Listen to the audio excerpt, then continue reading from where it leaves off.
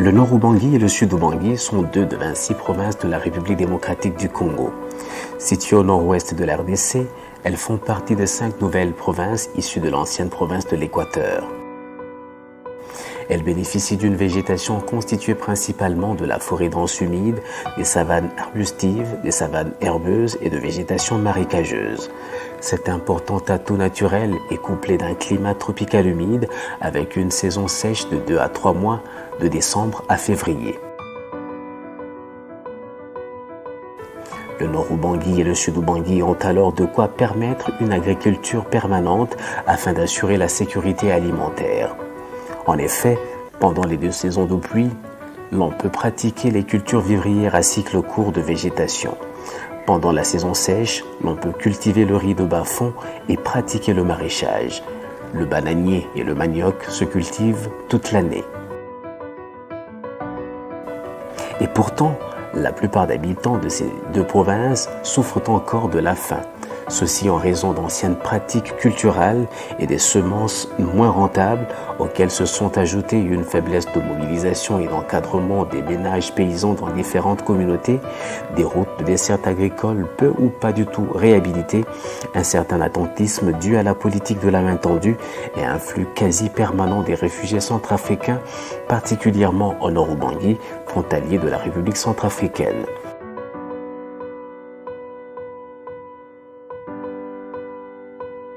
C'est dans ce contexte qu'a été conçu le projet Un monde sans faim, sécurité alimentaire dans le nord-est de la RDC 2018-2022. Les Caritas Développement Boudjala et Molekbe, avec l'appui de la coordination du projet basé à Guémena, sont engagés depuis plus de 3 ans déjà dans la mise en œuvre du dit projet, respectivement dans les territoires de Boudjala, Guémena, Libenge, Mobaï-Mongo et la ville de Zongo.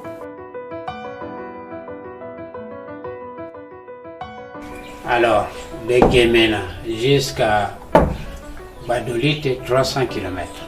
De Guémena jusqu'à Zongo, également, 300 km aussi.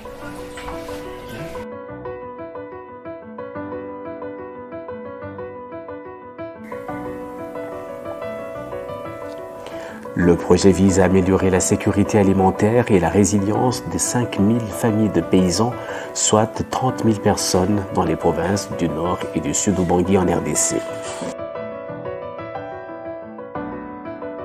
Les ménages ciblés ont été regroupés en organisations de producteurs agricoles et ont bénéficié de divers appuis en vue d'augmenter durablement leurs revenus et améliorer la sécurité alimentaire, augmenter leur production agricole, l'élevage de petits bétail et la pêche, augmenter leurs revenus issus de la commercialisation de leurs produits, améliorer leurs propres organisations et coopératives, améliorer les connaissances en matière d'alimentation et d'hygiène pour prévenir la malnutrition, protéger enfin de manière durable les ressources naturelles près des familles et prévenir les catastrophes.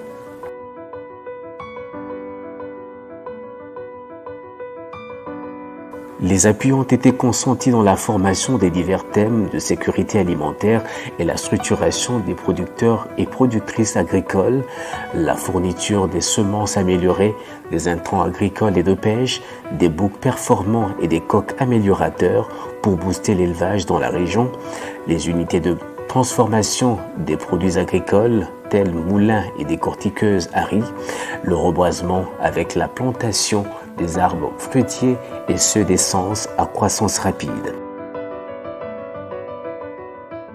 Le projet appuie aussi les comités locaux d'entretien des routes des dessertes agricoles claires et également la malnutrition et les associations villageoises de crédit et épargne en sigle avec. Ce projet a été initié par Caritas Congo SBL en concertation avec les acteurs clés de l'État et de la société civile. Le financement mobilisé pour la réalisation du projet Un monde sans faim est de l'ordre de 3,1 millions d'euros réunis par le ministère allemand pour la coopération et le développement BMZ via la Caritas Allemagne. 5000 ménages sont concernés, répartis de la manière suivante. 2000 ménages pour Libenge, 2000 ménages pour Boudjala et Gemena et 1000 ménages pour Mobaïmbongo et la ville de Gbadolite, bien sûr. 4 ans après son lancement, jeudi 19 avril 2018, les témoignages des bénéficiaires sont éloquents. Awa toza devant chevrerie, tozo bokolo taba.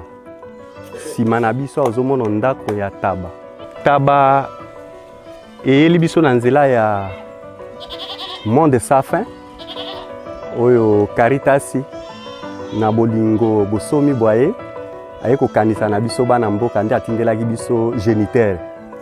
Nde biso pe lokwa tozalaki déjà une organisation pe tobandaki pe kobokolo nyama yango wana eseke tozwa konzo ya kobokolo nyama yango wana omoni totongi ndako ozomona pe bataba ndenge bazingi biso awa na ngambo mosusu ba membre na biso tosalaka na bango na kati ya OP. Apport ya projet eza ke liboso tozalaki association mais tobandaki kosala na ndenge na biso bato ya mboka. Tango projet aye kozwa biso apesi biso mateya ndenge nini tokoki kolandela kobokolo banyama na biso ezala na ngambo ya bilanga alakisi biso pe ba méthode kani tokoki kolona yango wana tosepeli na projet mingi te soki akoki kosala na biso boye nzambe akosunga mwa mingi.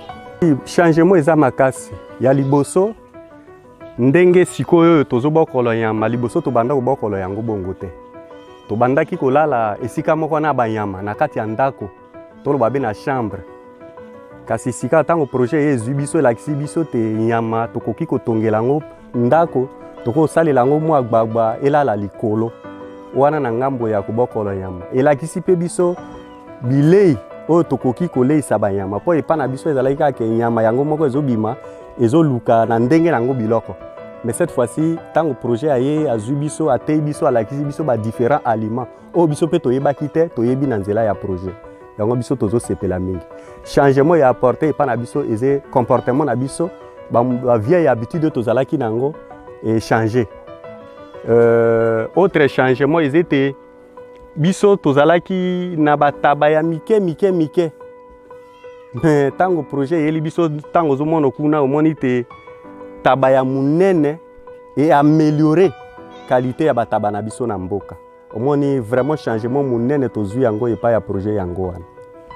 Yambo tobandaki po chaque membre apesaki taba moko po te tosangisa yango oya mobali ematela yango.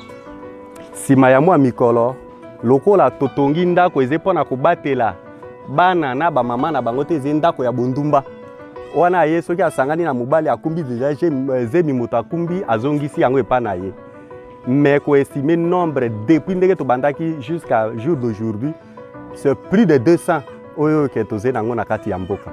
Vraiment nata soki totamboli no na kati ya mboka okosepela awa sur place na kati ya élevage toza na presque 20 bana oyo ke nata yo moko kotanga pe ko mono bana basu pe baze na zeli nata soki projet akei mais atikeli biso mayele.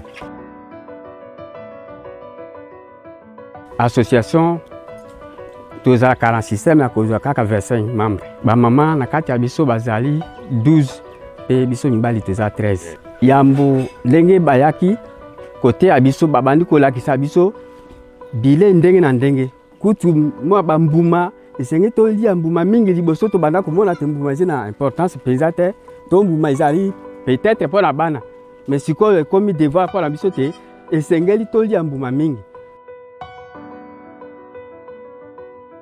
Olona ezaki na méthode ya bien te tango su esa bote tozui 10 sacs seulement mais sikoyo na hectare moko ebandi kokola ezokoma ba 15 ba 20 ya masangu siko wana ze produit tozokolona ngo mpala na ba molemo ya biso ya yambo abwe yango wana. OP eza d'abord organisation ya ba producteur tobandi d'abord moi mukebongo sima nde siko tokomi na union ya ba producteur yango nomoni à tout temps tozo marcher ensemble komona kiana toze à peu près 3 nzoka nde basusu bantu basusu pe bazali toza na elanga na biso ya IOP oyo esangisi biso bamembre wana ezala bandeko kuna ya nini chevrerie ezala bandeko ya agriculture bato ya poulailler nyonso tosalaka misala na biso yango awa toloni na mbalo toloni kunde tosisi premier sarclage soki toatame deuxième c'est possible que to prolonger susu elanga po toza na mwa makasi wana ya kosala toujours awawa toza d'abord na 100 sur 100 c'est-à-dire 10 000 mètres carrés 1 hectare awa eza déjà un mois et 2 jours lelo awa totiki be na sanza moko na ndambo ti po tobanda korekolte yango awa eza mpo na union na biso toyaka tosala lisanga awa mateya tozwaka awawa nde moto na moto akumbi mateya ake kosala oyo ye champ individuel mpe ezali lokola ndenge na bandeko tozi na bango awawa basu mpe bazi na mwa ngambo kuna na ngondo ozomona wana basu mpe bazi na kote ya se bazi na ngambo ya EVA oyo eza mpo na biso tozwaka mateya animateur ayaka koteya biso awa basuperviseur bayaka kolandela biso awa mpo na kolakisa biso production na biso lokola biso tozali monde sans fin c'est-à-dire monde mboka zanga na nzala ya liboso penza eze mabumu na biso ntango tokozwa production awa tofandi likita tokaboli production yo zwa mpona libota na yo ole ndambo obombi mpe ndambo yo mpe zwa ainsi de ndenge tokabolaka yango wana toza na bacharge ya batravaux epa na biso totindaka bango mpe biso mpe baprésident totambolaka na bamenage wana mpona kotala estce mateyo tozwaki kuna nelanga na ya lisanga tozoyeisa yango mpe na bandako na biso effectivement ezokoma ici tel que je vous ai dit là-bas que à part le champ communautaire individuellement chaque membre aussi a son champ. Nous avions fait l'effort de vous montrer un des champs de un de nos membres en personne monsieur Longina Souangé. Il est membre aussi de l'OP. Voici son champ individuel d'arachide. C'est déjà depuis deux mois. C'était au début du mois d'août qu'il avait semé ça. Il pourra récolter mi-octobre. Ici, il a emblavé 50 sur 100. À lui seul, 50 sur 100. De l'autre côté, il y a aussi un autre membre. Parce que le terrain, tout que vous voyez ici, nous est confié par la paroisse Notre-Dame du Bois de Bominengue. Diocèse de Boudjala. Comme nous avons beaucoup d'activités, tu vois derrière nous, il y a des maniocs, mais pas encore maturité parce que lui, il est OPES, Organisation de Protection des Semences. Et après, ici, à la maturité, on doit prendre les boutures pour que tout puisse en avoir des coups sous bazali misika, mais il y a un moto bandana no kabola. Na ba membre de la simato tekeli bande ko tout pesi bande côté pour les années semences à me pour balona.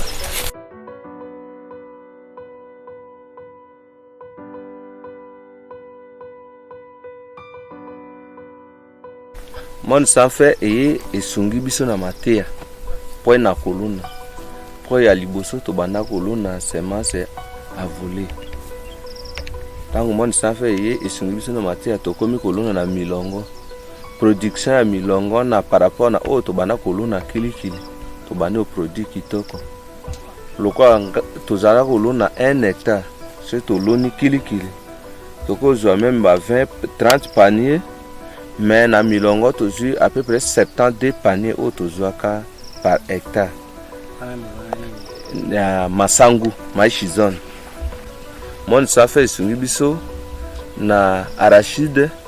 Mon safe sungi biso na riz. Mon safe sungi biso na choza. Mon safe sungi biso na bouti ya manioc.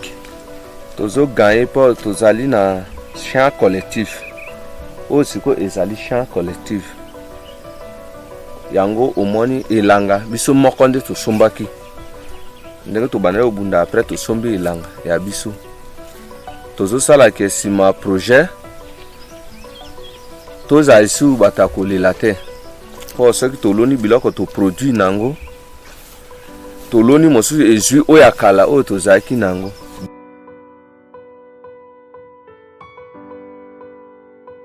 mbala liboso tobanda olia kaka mokolo moko toleka na butu tolali mais sikoyo tokomi lokola te masango ezali kunde ezali biloko ya kolia ezali tolia na mokolo moko mbala misato nde toyeba kolala oyo nakobosana te pobele oyo projet ateyi ngai na kati ya moto na ngai mpo te esalisa ngai na kolona nazwa mingi nalia malamu wana na kobosana te.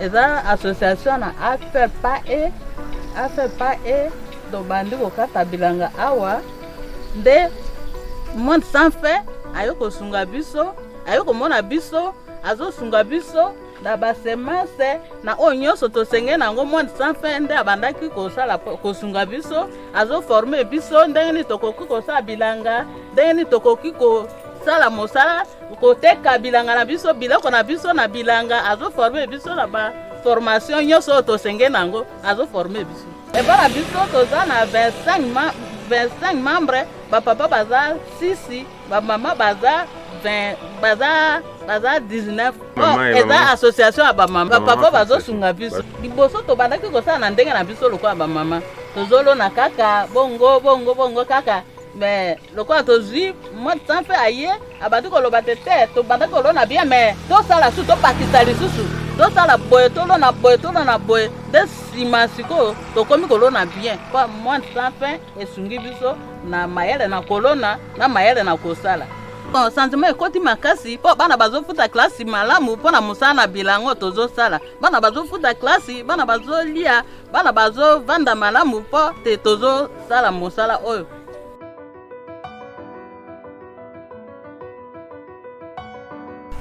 Toza na Pangoma esika nazo entretenir association na biso zo entretenir riziculture na pisciculture. D'abord appui aspect formation yango nde tie biso na molongo po tobandaki baforme biso comment kosala pisciculture baforme biso comment kolona loso ya mai baforme biso soki tozwi mbongo comment gérer na avec comment gérer ye lisusu kopesa biso basemence masangu nguba loso ya bas-fond loso ya montagne.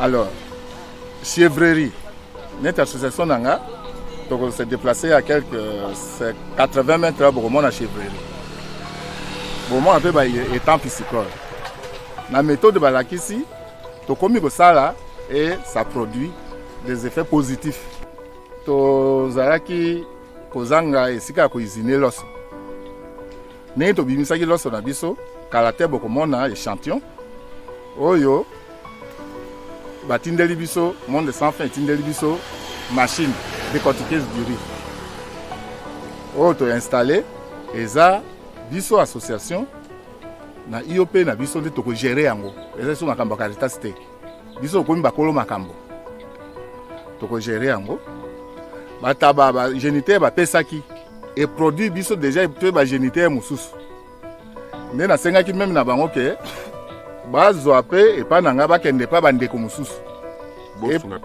esunga pe bango e produit pe bango ba mboto oyo ya bataba minene tolongwa na bataba ya mike. Dans ce bas-fond ici, il y a 5 associations, 5 OP qui évoluent. Et ces 5 OP, nous avons constitué à IOP, donc Union des OP. Et maintenant, leur spécialité, c'est de produire les riz irrigués. Et nous produisons des riz irrigués, ça fait aujourd'hui 3 ans que nous sommes en train de produire les riz irrigués et de les encadrer, de les accompagner dans la production de ces riz-là. Nous avons vu les efforts qu'ils fournissent.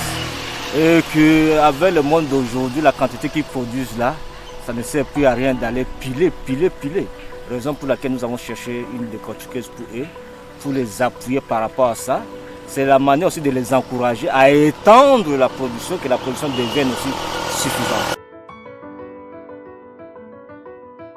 le Monde Sans Fin a mené pour nous appuyer, comme Caritas Développement Molegbe, des activités agricoles, pastorales, élevage.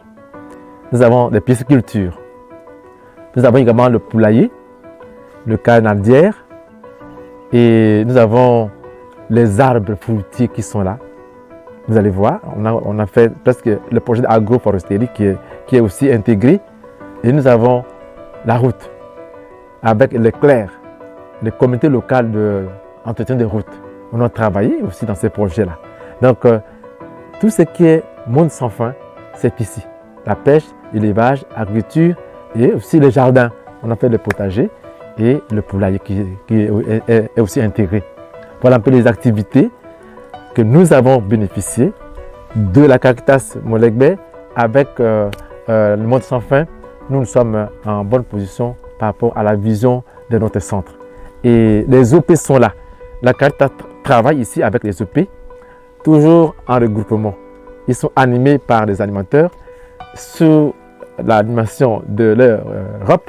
Nous avons 25 personnes qui formées membres de l'association. Dans le membres de l'association, nous avons 25 nous avons des activités à Mosalama et Belé. Nous avons une formation, il y a clair, pendant que nous avons là. Nous avons entré, ti awa, biso ba clair nous avons fait yango. Ko uta kuna ti awa ezali 6 ko uta pe awa ko kende na source na mai monene kuna ezali pe 6 ezali kwa 12 km. Na kati yango tozipe formation pendant que timola ba étant ndengo moni. Timola ki étant ya motsa ki mibale nde to bakisi oyo. Na kati nango tomoni changement tozalaki nango mpo na nzela na bilanga nde tokata tozozwa ndabo ya sac ya nguba nde toka ane tozwaki 30 sac tokaboli na bamembre bateki mpo esunga biso kofutela bana classe mpe soki mwana abeli mpo na kosunga na nzela bahôpital tozwi mpe parti mosusu toloni yango elanga eza kuna likolo toloni 1 hectare ya nguba mpe masangu toloni mpe banzete mpe ndambo oyo basobaki soso pe taba tozobakola pe ezali.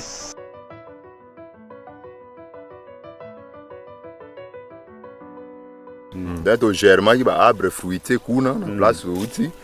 C'est au germain coli nde to yena ngo pour mise en place to yena ngo tiko na place to lo nango définitivement. Pour contribuer à voler à reboisement, il y a projet Un Monde Sans Fin. Il y a on est to loni. Manguier, jacquier, auto germain kuna na pépinière nde to yena auto transplanter. To loni ngo pour contribuer à compte à reboisement, to créer forêt artificielle.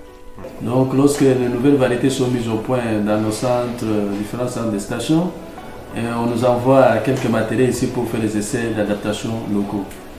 Et en plus, en dehors de tout ça, nous sommes en train de produire la semence de base pour mettre à la disposition de nos agri-multiplicateurs et en même temps nous faisons aussi la maintenance variétale de nos différentes cultures vivrières. Nous sommes en étroite collaboration, nous sommes des grands partenaires. Est-ce que nous leur fournissons la semence de base qu'ils mettent à la disposition de ménages agricoles qui sont en train d'encadrer. En dehors de semences de base, nous aussi nous assurons certaines formations. Nous avons participé plusieurs fois à la formation de ces ménages bénéficiaires sur la commercialisation de produits agricoles par exemple. Sur la sécurité alimentaire, nous avons beaucoup échangé, la production de semences. Donc il y a eu plusieurs formations comme ça que moi-même chef de station et d'autres experts de l'INERA ont eu à contribuer à la formation de ces ménages bénéficiaires qui aujourd'hui, selon un témoignage plus récent, j'ai rencontré quelqu'un qui m'a félicité, qui nous a jeté des fleurs, qui a dit vraiment, il a mis en pratique ce qu'on leur avait enseigné et aujourd'hui, il me dit, il prétend dire qu'il est devenu plus que moi-même. Donc voilà un peu le témoignage, j'ai été très édifié que la formation que nous avons assurée aux ménages bénéficiaires a profité, il y a des gens qui en profitent maintenant.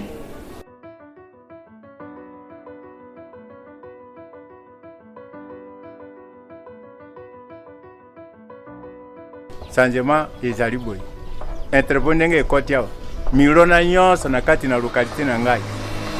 Yango ezwi esika ya kobatela yango normal. A partir ya makambo ya entrepôt ekoti awa pona bakalikasi. Nde esalimiti tout le bogwaka nyonso oyo makambo nyonso ezoya lokola ba produit nde ezobatelama awa na entrepôt na biso awa na bogwaka oyo Caritas basali yango eloko namoni yango te eza avantage ya normal yango wana.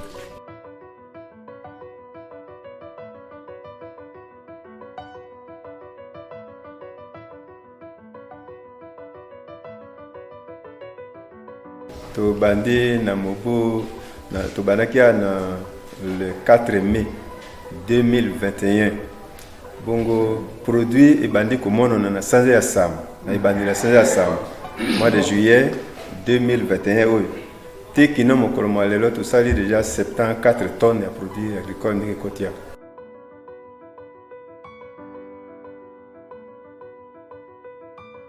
alili baku kitoko pote tokutana na association ya biso mingi penza ezali bandeko baye babikaka na mai nzoka nde mai ezali na kita mingi ndenge biso banso toyebi yango na mosala mwa bango awa bazali kosala ekosalisa bango moko pe ezali kosalisa biso banso.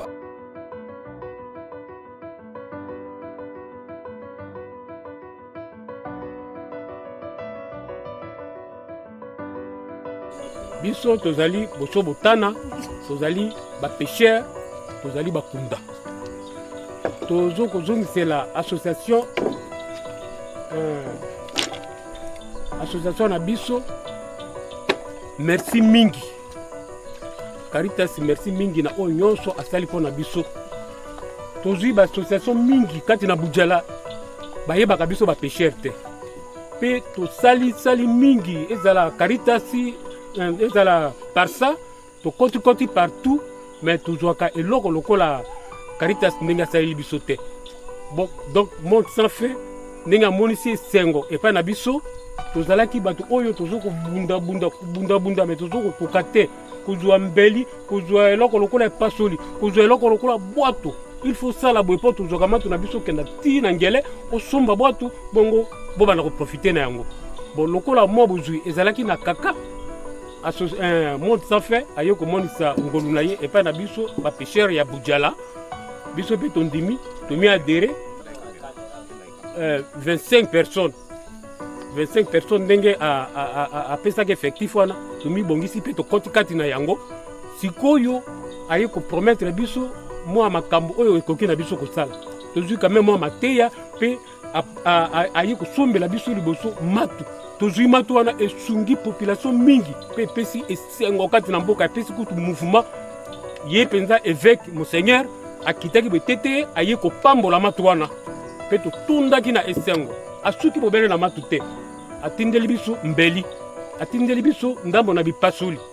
Bon lokola population ba pêcheur bazalaki quand même mo ebele tokokaki te koyi te bongo totondi botondi na manso ya sali epai na biso bongo maleli na biso ezali bobele te aumela kokanisa na biso tosali quand même mo ba projet mato tozwi tosali quand même moi ba pêche na biso ndobo tozwi quand même moi mbongo totiba mbongo na biso na kesi eko biloko moko kolanda ba 800 000 toye kosala pe élevage tosombi mwa bangulu na biso na mbongo tozokozwa ya matu wana ya pêche tosombi mwa bangulu na biso tobokoli il faut ezala biloko moko ya ba 6 têtes ya ngulu mais totikali bobele kosala mwa kobunda abosa na biso te po bosenga ezali mingi ndenge tozozala tozongisi bobele matondi na oyo nyonso akanisi na biso.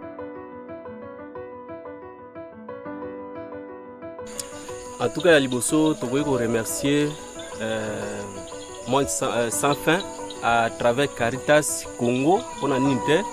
Caritas ya biso ya diocèse ya Bujala parce que bayi na initiative moko ya kitoko o esali te mingi eloko ya liboso ezali te ezosangisa biso kala ezala te mutu na mutu azomibeta to azobunda na ndenge na ye par rapport na ndenge nini akoki kobika mais à travers nini Monde sans fin surtout na ngambu ya bandeko ya biso ya Caritas esali te sika wa tokomi lisanga tozoyeba ndenge nini tokoki kosangana topesa na makanisi surtout mpona biso na cadre ya kesi wana ndenge tosalaka ba contribution to pe ba cotisation donc tozomi sentir à l'aise en tout cas nakoyebi biso te awa tozalaka na système moko babenga banque Lambert na habité soko yebi yango awa babenga yango ekotama donc ezalaka te okoki kokende kodefa mbongo epai ya mutu mosusu avec intérêt pe kofuta yango soko okokisi yango te vraiment ebandaki kopesa kaka mais à partir avec wana ekosala te en tout cas tokomi na autonomie ozodefa mbongo wana mwa pourcentage moke okoki kofuta epe ezosunga libota mingi tokomi kotangisa bana mwa malamu bandeko basusu bakomi meme azodefa mbongo asomi mwa nyama azobokolo yango po ya économie ya libota na ye mondele atini mbongo mais entre temps biso moko pe tozomise en charge à travers ba contribution na biso chaque semaine topesaka mbongo pe tofungui kesi na biso soki nako bomba te ndenge tozoloba boy tobanda nini wana tobanda cotisation wana depuis le 16 janvier l'an 2021 nde nazoyebi biso te sikawa tozali na mbongo na kesi 12 millions de francs congolais na sepeli mingi po ndenge tozwami na kati na yango tobénéficie na yango makasi biso bamosusu tozalaki na kaka ya kozwa bwato me tozwi eza miama eza epasoli eza macheti tosaleli yango na sepeli mingi mpo na ntina likamba yango. Oui, projet wana eyelakisi biso koma nini tokoki kosala pêche mpe koma nini tokoki koconserve bambisi mpe koma nini tokoki kozwa bambisi mpe tokoki koteka yango mpe tokoki kosala na mbongo wana nini nde omoni ke projet wana ntango eyelakisi biso koma kosala misala ndenge wana yango esungaki biso makasi na koyeba ntango tokozwa bambisi mpe ntango tokoconserve bambisi na baplace oyo totiaka yango mpe na lisanga oyo tozali na yango vraiment esungaki biso na koyeba kosala misala oyo etali kosala pêche mpe kokanga bambisi mpe koyeba mpe koteka bambisi oyo totiaki yango na congélateur ya moninga na biso moko ya mwasi na ye congélateur ya mwasi ya moninga na biso pêcheur nde totiaki na kati oyo permettre biso bapêcheur babana koya kozwa moko na bango na kati wana mpona koteka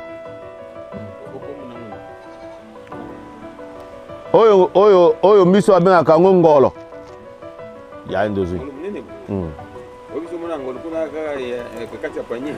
ngolo mpenza ye wana wala nde monganza monganza miso babengaka monganza mboto mpe ezali awa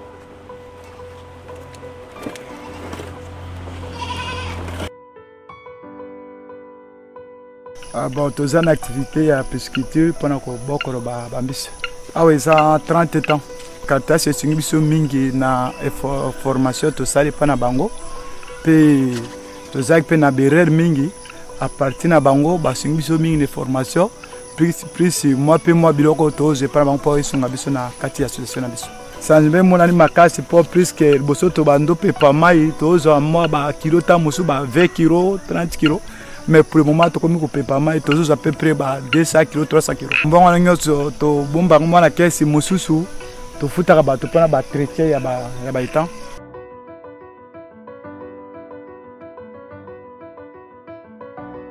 oyo toloni yango ezali songo toloni 2 hectares tozwi formation na monde sans fin via Caritas apesa biso formation tobandaki kolona nini masango lokola masango klima ebebisaki yango nde monde sans fin eye koapuye biso na appui technique mpe epesi biso nini culture ya manioc nde toloni yango je pense que na après na yango tokolona ntango tokolona yango soki toproduire esi tokozanga te komultiplie kokabola entre biso bamembre ya association mpo toreproduire yango toloba te Caritas asungaki biso monde sans fin apesi biso nguba toloni me mpo na klima ebebi tozwi ndambo me bayebisi biso te tolona ka songo toloni songo wana ezali 1 hectare kuna na suka kuna kaka meme klima oyo nde tosalaki yango tozali sikoyo na paternité na dimolo tozali na 3 hectares alors y compris que ndeko na biso ya kari ya paternité abakisi 50 carrés ya soza oyo ezali na kote oyo ndenge biso tosali yango wana.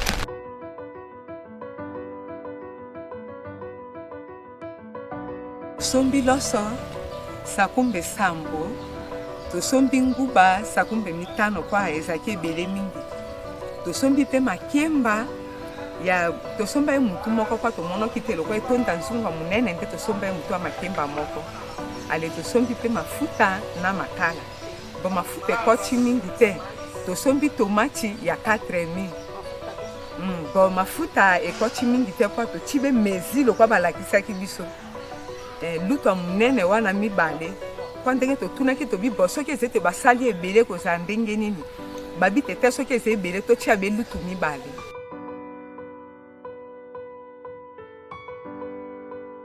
Na mateya ndenge tolandaki na baséminaire bapesaki biso 3 groupe wana kosala nini babuyi wana soko oyo asali wana eza premier groupe soko deuxième groupe na ndenge tolandaki mateya siko loko kopesa biso pasi awa pa soja ezomonana te. Deuxième groupe wa basalaki soja basalaki loso kwa masangu sikoyo espesa biso pasi mwa muke kaka pa likambo wana basoja parce awa wa soja ezomona te bato mingi bakata bilanga wana soja te. Même les autorités politico-administratives et religieuses émettent des avis encourageants sur les changements positifs que le projet Un Monde Sans Fin de Caritas a apporté à leur population, bien au-delà des 5000 ménages bénéficiaires directs initialement ciblés. Il n'y a pas à douter du changement que ce projet a amené. Il a amené un changement, et un changement, je dirais, palpable, sensible.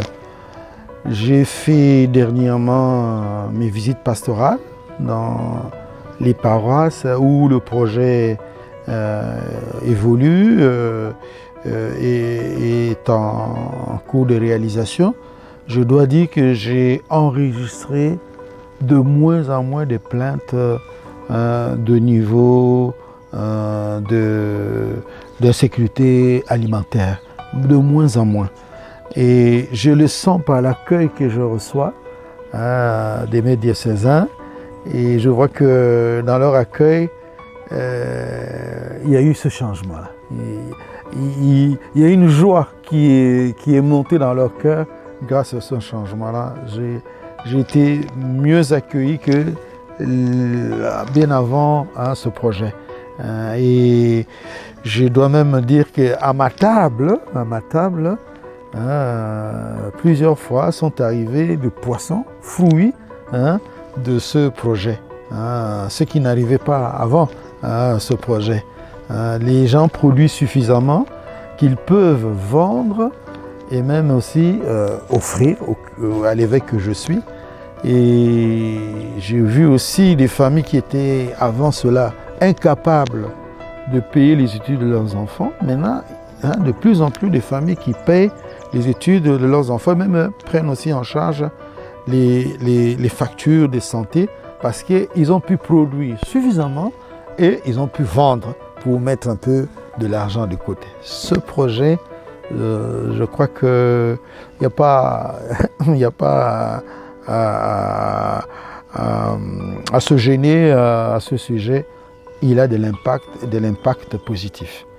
Comme père du diocèse, je vois que les bénéficiaires de ce projet sont en train de s'approprier du projet.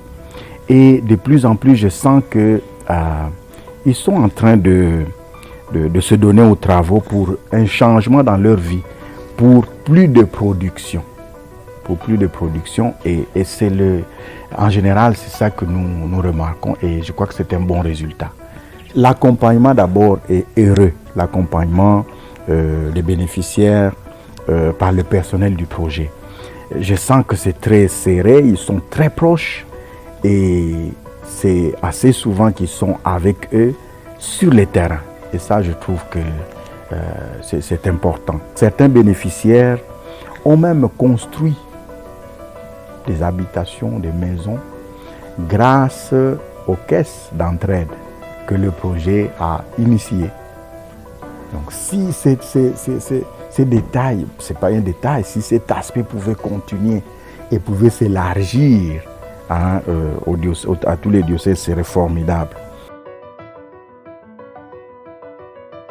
Et chaque trimestre, nous avons des inspecteurs agricoles qui font les travaux de routine à travers les communes.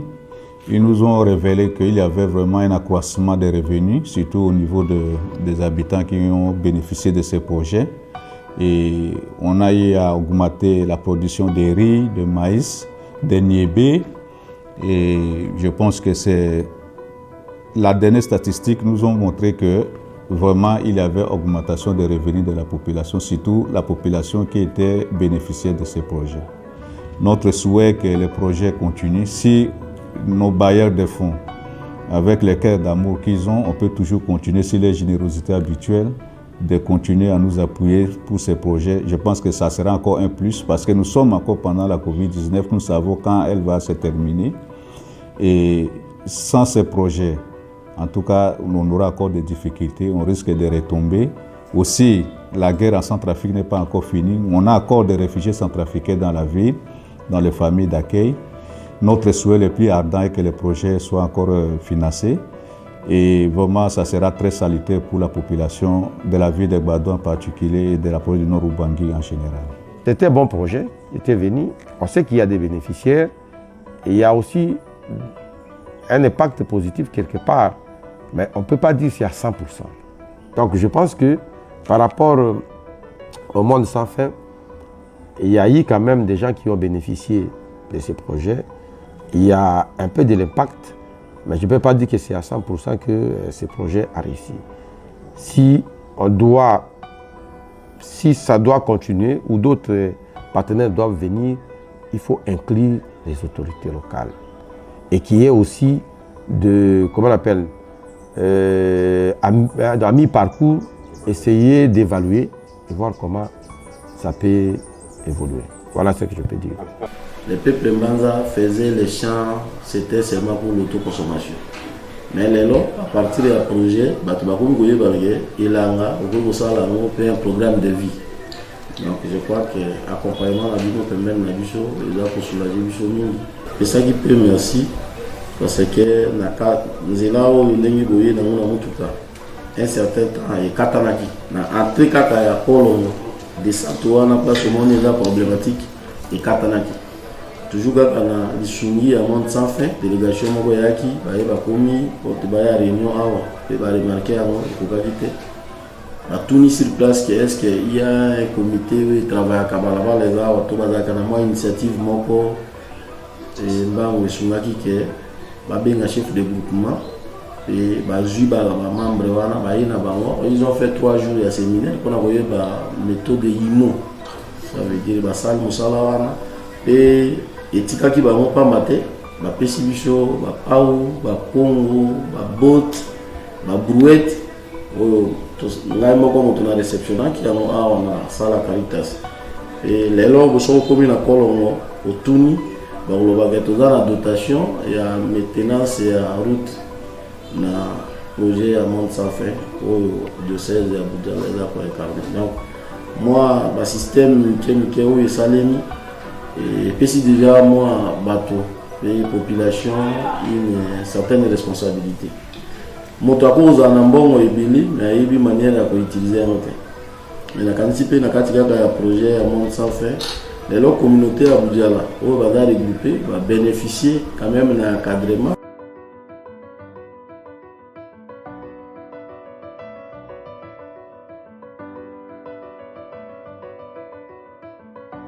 Le projet d'abord, on parle du projet Monde sans fin. Et nous avons des terres riches.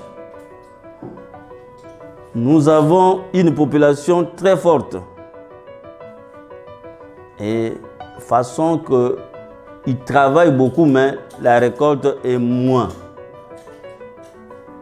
Avec l'avènement du monde sans fin, ça nous a soulagés parce qu'il y a eu une nouvelle pratique de cultiver, d'élever, de faire la pisciculture.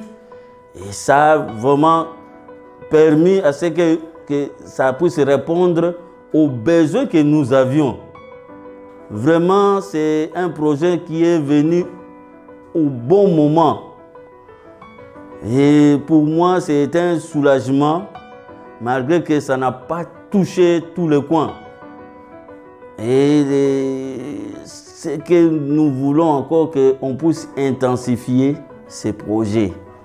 Parce que ça vient, on a montré quelques coins, mais vous voyez avec autant de kilomètres que le territoire de Libengea, mais on a travaillé qu'avec 2000 peut-être ménages et nous avons une population de 57 et quelques mille habitants. Namoni to petit projet un monde sans fin. Merci. Na ba partenaire ango ndenge basungi biso pona koya ko laksela biso technique ndenge ni na kolona pe ndenge to bana olona liboso ndenge na lobi wana to bana olona be ndenge wana be na mutu na biso pamba mais na technique oyo un monde sans fin aya laksi biso to moni que rendement ezali ya malamu penza to koloba 100% te mais ne fils que 80% oyo monde sans fin aya laksi biso théorie na pratique ndenge tozo sala yango vraiment tout moni que makambo nyonso ezoleka na kimia pe ba population baza ba bénéficiaire oyo to bana produit moke sikoyo tozo produit moi ebele par rapport na oyo to bana osala bendenge wana ezui agriculture pamba te ekei même ti na élevage ya ba todo ba chevrerie pe ezali poulailler pe ezali tomoni changement ba amélioration anini bataba oyo apart ça nde baye vraiment eyikani na basoso ya minene oyo ezoya accouplé basoso local vraiment tomoni ke ya changement basoso oyo bayaki nango po accouplé basoso local na biso vraiment tomoni ke toza na rendement moko ya malamu pe efficacité ya makasi ezali. Il sied toutefois de relever que la mise en œuvre de ce projet ne s'est pas faite sans difficulté. Son coordinateur et certains bénéficiaires les résument. Franchement parlant, les premières difficultés que nous avons rencontrées proviennent de l'état des routes. Vous vous imaginez, en tant qu'ancien ROP de Molegwe, je devais quitter Bado, venir passer par Gemena pour atteindre Libenge, Maouya, aller un peu au-delà, Zongo. Si la route n'est pas bonne et avec la moto, j'ai même comptabilisé le nombre de chutes que nous avons connus. Hein? C'est déjà au-delà de 20.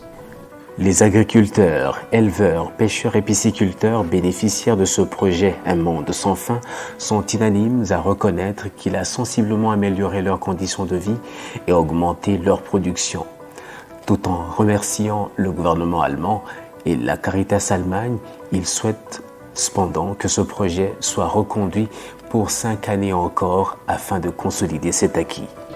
tokokoloba te ezali surtout mingi makamatali bomileli bwa biso epai ya projet tokomilela awa mingi mpona liboso mai ya komele oyo batangaka eau potable mai na biso awa tozali na mwa moke na kati ya chateau nsima ya ndako mais ezosifiri soki moke te pe encore soki mbula enuki poussière emataka likolo soki mbula enuki te poussière ezomata likolo mpe ekende esopani likolo na ndako ntango mbula enuki ekongoli poussière tu ebwaki na kati ya chateau mai ekomi susu mai ya komele te eza mai ya lessive mais quoi que ça tozobunda komele yango ezali likama linene mpo ya biso bapopulation ntina wana tozokomilela te batimola biso bafore mai ya se ya mabele po ekoka kosalisa biso na ndenge te tomele mai ya peto.